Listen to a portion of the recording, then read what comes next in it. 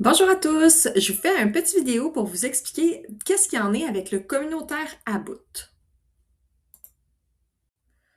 Le communautaire à bout, ça a été un regroupement de plus de 1600 organismes communautaires qui ont fait la grève sociale au printemps dernier et nos revendications continuent dans les prochaines semaines. Voici les trois revendications du mouvement Le communautaire à bout. Donc, tout d'abord, des conditions de travail décentes pour les employés du communautaire.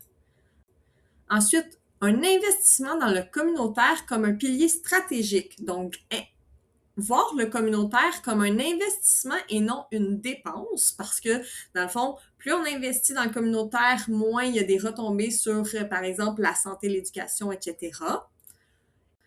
Et finalement, le financement à la mission et non par projet. Et ça, cet élément-là, c'est ce qui nous touche le plus à la maison de réveil. Donc, à la maison de réveil, on a très peu de financement récurrent. En fait, de notre budget global, on a environ 10% que c'est la ville de Longueuil qui nous finance, puis elle nous finance parce qu'on gère leur bâtiment. Donc, elle nous finance pas pour notre mission, mais pour nous aider à réussir à gérer le bâtiment qui est le 930 Saint-Jacques et présentement le 780 Saint-Jean. Donc, sinon, tout le reste du financement, ben, on a un financement du bingo, que ça, c'est récurrent et c'est à la mission. Donc, ça, c'est à peu près peut-être 15% de notre budget annuel. Donc, si on met les deux ensemble, on a 25% de notre budget annuel qui est de nos revenus qui sont par la ville de Longueuil et le bingo. Et sinon, le reste, le 75%, c'est du budget, c'est du financement non récurrent. Donc, ben, soit par les membres qui payent des activités, donc ça, il y a une partie de notre financement qui est comme ça. On a aussi ce qui est le plus important, c'est des financements par projet. Donc, on fait souvent des super beaux projets, mais malheureusement, ça a toujours une date d'échéance qui est généralement 1 ou 2 ans. Donc, par exemple, on a eu l'année passée le projet Garder la forme qui nous a permis de faire des conférences et des activités physiques pour différents niveaux, donc que la personne soit peu mobile ou très mobile, qu'on a pu offrir gratuitement. Par contre, malheureusement, le projet a pris fin en mars dernier, donc maintenant, malheureusement, on n'est plus en mesure d'offrir ces activités-là gratuitement. Donc, on doit recommencer à charger aux membres pour pouvoir participer à ces activités-là. Un autre exemple, c'est le projet aîné.com. Donc, le financement se terminera en début 2027, donc dans les prochains mois.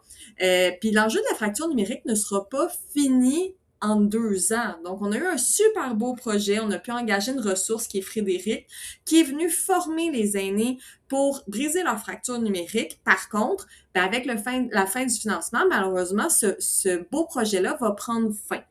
Donc, il y aura encore un besoin tout aussi criant sur le territoire de Longueuil après la fin du projet. C'est pas vrai qu'en 2 ans, on va pouvoir avoir brisé la fracture numérique de l'ensemble des aînés de la ville de Longueuil et des environs. Si par contre, nous avions reçu un projet, un financement à la mission, bien, ça nous permettrait de pérenniser ces beaux projets-là puis avoir un impact réel sur la vie des aînés.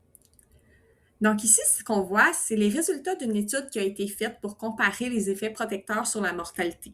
Donc les trois premiers qui sont encerclés, c'est l'impact de la participation sociale d'une personne versus quelqu'un qui reste chez lui puis n'a pas de contacts sociaux ni quoi que ce soit. Donc on voit que c'est ce qui a le plus d'impact sur la protection contre la mortalité versus d'autres qui est par exemple l'alcool, la tabagie, etc. Donc, ce qu'on peut constater, c'est que ça aide à diminuer la mortalité, l'utilisation des services de santé, l'utilisation de la médication, le déclin cognitif et les symptômes dépressifs. Donc, ce qu'on fait, nous, à la maison de réveil, de briser l'isolement des aînés, ça aide tout ça à diminuer tous ces risques-là de mortalité. On augmente donc le bien-être et la santé. Notre mission nous permet d'instaurer des protecteurs sur la mortalité et augmenter le bien-être physique et mental chez les aînés. Donc, il y a beaucoup plus que juste du loisir à la maison de réveil, mais malheureusement, c'est pas reconnu présentement. Donc, ce que la Maison de Réveil et tous les organismes communautaires qui sont dans le mouvement, on demande, c'est vraiment du financement adéquat à la mission. Donc, d'arrêter de recevoir du financement par projet, qu'on doit inventer un nouveau projet à chaque année, à chaque 2 ans, pour pouvoir avoir du financement, puis qu'au bout de 1 an, 2 ans, 3 ans, le projet prenne fin parce qu'on n'a plus de financement pour le projet. Donc, on demande vraiment du financement à la mission adéquat. On a donc besoin de vous.